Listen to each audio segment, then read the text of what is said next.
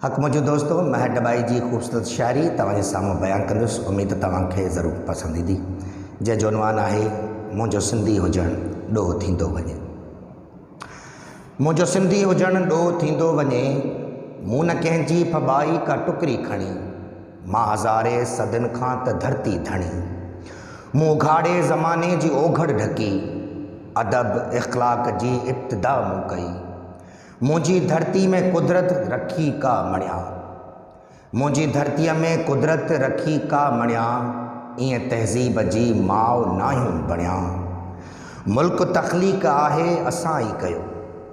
मुल्क तख़लीक़ आहे असां ई कयो, ॾोह शायदि असां खां इहो थी पियो। जिन बि धारियुनि खे जायूं पनाहूं ॾिनियूं, जिन बि धारियुनि खे जायूं पनाहूं ॾिनियूं, रत जूं तिन असांखे त मानियूं ॾिनियूं, भाव तिन खे चवणु ॾोह थींदो वञे, मुंहिंजो सिंधी हुजणु ॾोह थींदो वञे। सब्र जो ज़हर पियां त कैसी पियां, सब्र जो ज़हर पियां त कैसी पियां, देस पंहिंजे में आहियां अछूतन जियां, जेथो ॻाल्हाइजे हू रुसी था पवनि, जेथो ॻाल्हाइजे हू रुसी था पवनि, मूंखे धारे जो एजेंट ऐं काफ़र चवनि, काल मूं जंहिं उघाड़े ते कपिड़ो ढकियो, काल मूं जंहिं उघाड़े ते कपिड़ो ढकियो, जंहिंखे नफ़रत मूं साण बेइंतिहा, मुंहिंजी क़िस्मत जा सो थो फ़ैसिला करे। हुकुमा साहिबनि जो त ख़ामोश थी, हुकुमा साहिबनि जो त ख़ामोश थी, न त खमजी वेंदे बेकफ़न मारिजी, हक़ घोड़ा घुरणु ॾोह थींदो वञे, मुंहिंजो सिंधी हुजणु ॾोह थींदो वञे, मुंहिंजो सिंधी हुजणु ॾोह थींदो वञे। सिंध जे सभु ख़ज़ाननि ते क़ाबिज़ हुई, सिंध जे सभु ख़ज़ाननि ते क़ाबिज़ हुई, सिंधी सरदार ख़ाननि ते क़ाबिज़ हुई, शहर जा चौक रस्ता त छा हल हलियो, मुंहिंजी ॿनियुनि ऐं ॿारनि ते क़ाबिज़ हुई, नंगर गोरख कराची सॼी सिंध पर, नंगर गोरख कराची सॼी सिंध पर, हर जॻह कारोबन ते क़ाबिज़ हुई,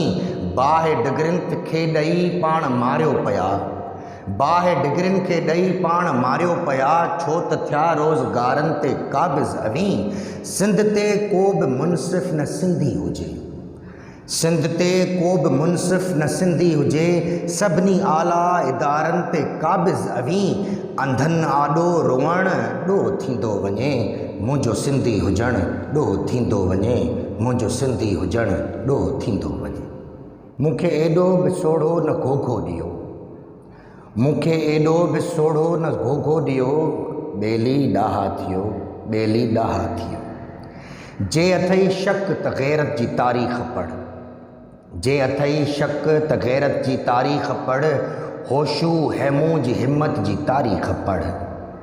मुंहिंजे घर में घिरण खां अॻे सोचजां, मुंहिंजे घर में घिरण खां अॻे सोचजां,